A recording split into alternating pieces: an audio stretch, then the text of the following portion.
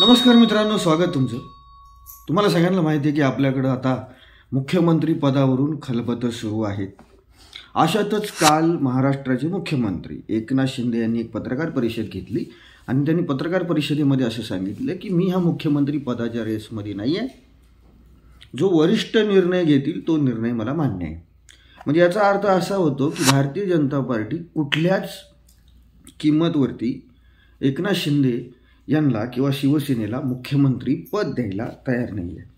याच्यामागं काय कारण आहे तर याच्यामागं सगळ्यात महत्त्वाचं कारण म्हणजे नंबर। कारण भाजपाकडं ह्या वेळेचा जो आकडा आहे हा ना भूतो ना भविष्य ही आकडा आहे। कारण भारतीय जनता पार्टीकडं स्वतःचे 132 आणि तब्बल 5 अपक्षांचा भाजपाला पाठिंबा आहे। म्हणजे भाजपाचे उमेदवार होतात 137। आता काही लोकांचं म्हणणं आलं जसं बिहारमध्ये नितीश कुमार यांना भाजपाने मुख्यमंत्री केलं तसं मुख्यमंत्री त्यांनी एकनाथ शिंदे यांना सुद्धा महाराष्ट्रात करावं। पण मित्रांनो, बिहार आणि महाराष्ट्राची परिस्थिती पूर्णपणे वेगळी। कारण नितीश कुमार यांनी ज्यावेळेस विधानसभेची निवडणूक लढली होती त्यावेळेस ते काँग्रेस आणि RJD बरोबर होते आणि नितीश कुमार यांच्या तोलामोलाचा जो OBC चेहरा, जे मंडलचं राजकारण बिहारमध्ये चालतं, जे जातीपातीचं कास्ट पॉलिटिक्स बिहारमध्ये चालतं, त्याला प्रॉमिनंट असणारा OBC मोठा चेहरा भारतीय जनता पार्टीकडे नाही आहे। त्यामुळं भाजपला नितीश कुमार यांना मुख्यमंत्री पद देणं किंवा नितीश कुमार यांच्या नेतृत्वाखाली काम करणे याशिवाय भाजपला दुसरा कुठलाही पर्याय नव्हता। कारण त्या ताकदीचा OBC चेहरा भारतीय जनता पार्टीकडे नाही आहे। भाजप बिहारमध्ये OBC चेहरा तयार सम्राट चौधरी यांच्या माध्यमातून तयार करण्याचा प्रयत्न करते। ही बिहारची परिस्थिती महाराष्ट्रापासून पूर्णपणे वेगळी आहे। महाराष्ट्रात तसं नाही आहे। भारतीय जनता पार्टीकडं क्लिअर माइंडेड आहे। 132 जागा त्यांच्या आल्यात, 5 अपक्षांचा पाठिंबा आहे।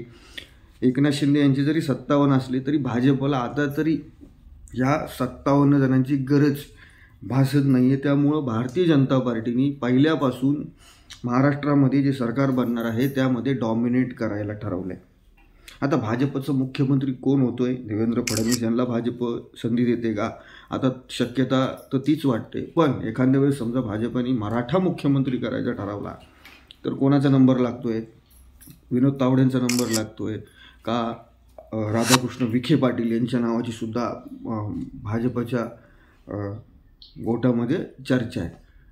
पण एकनाथ शिंदे यांना भाजप मुख्यमंत्री करणार नाही। यासाठी भाजपचं केंद्रीय नेतृत्वसुद्धा तयार नाही आहे। राज्यातल्या नेतृत्वाचा तर विशेष नाही आहे। केंद्रीय नेतृत्व तयार नाही आहे। राष्ट्रीय स्वयंसेवक संघाकडून सुद्धा या गोष्टीला सहमती नाही आहे। त्यामुळं इथून पुढं जो महाराष्ट्राचा मुख्यमंत्री आता होईल या पंचवार्षिकमध्ये तो भारतीय जनता पार्टीचाच असणार आहे आणि भाजप पहिल्या दिवसापासून या सरकारवरती, या मंत्रिमंडळावरती डॉमिनेट करणार आहे, आपलं अधिराज्य गाजवणार आहे। कारण त्यांच्याकडं नंबर खूप मोठा आहे। दुसरीकडे विषय राहिला अजित पवार यांचा। तर अजित पवार यांनी ओळखून घेतलं पहिल्या दिवशी की आपले नंबर कमी आहेत। आपण जर भारतीय जनता पार्टीबरोबर निगोशिएशन करावं किंवा आपण जर भारतीय जनता पार्टीबरोबर बार्गेनिंग करावं है ना, तर आपल्याला जे मिळणार आहे ते सुद्धा मिळायचं नाही। त्यामुळे त्यांनी आधीच भारतीय जनता पार्टीच्या मुख्यमंत्र्याला पाठिंबा देऊन ते मोकळे झाले आणि एकनाथ शिंदे यांची बार्गेनिंग पॉवर कमी करून टाकली। आता एकनाथ शिंदे यांच्यासमोर भाजपने काही ऑप्शन ठेवलेत, त्यामध्ये केंद्रात मंत्रीपद नाही तर महाराष्ट्रामध्ये उपमुख्यमंत्री पद। आता ह्या 2 ऑप्शनमध्ये एकनाथ शिंदे कुठलं ऑप्शन निवडतात? कारण जर उपमुख्यमंत्री पद त्यांनी निवडलं तर ते त्यांचं प्रमोशन नसून डिमोशन असेल। केंद्रात गेल्यानंतर ते लोकसभेच्या माध्यमातून जातील का राज्यसभेच्या माध्यमातून केंद्रात जातील? त्यानंतर ते केंद्रामध्ये त्यांना भारतीय जनता पार्टी कुठलं मंत्रीपद देईल? कारण ते महाराष्ट्राचे मुख्यमंत्री राहिलेत आणि त्यांना त्या तोलामोलाचं खातं केंद्रामध्ये ते मागतील जर त्यांनी केंद्रात जायचं ठरवलं तर। पण जर आपण 10 वर्षाचा इतिहास बघितला तर आपल्या महाराष्ट्राच्या वाट्याला फक्त ते अवजड उद्योग खातं चाललेलं आहे। ते खातं ते एकनाथ शिंदे घेणार नाही। मग ते कशा पद्धतीने त्यांना ॲडजस्ट करतील हे इथून पुढच्या काळात बघणं महत्त्वाचं असणार आहे।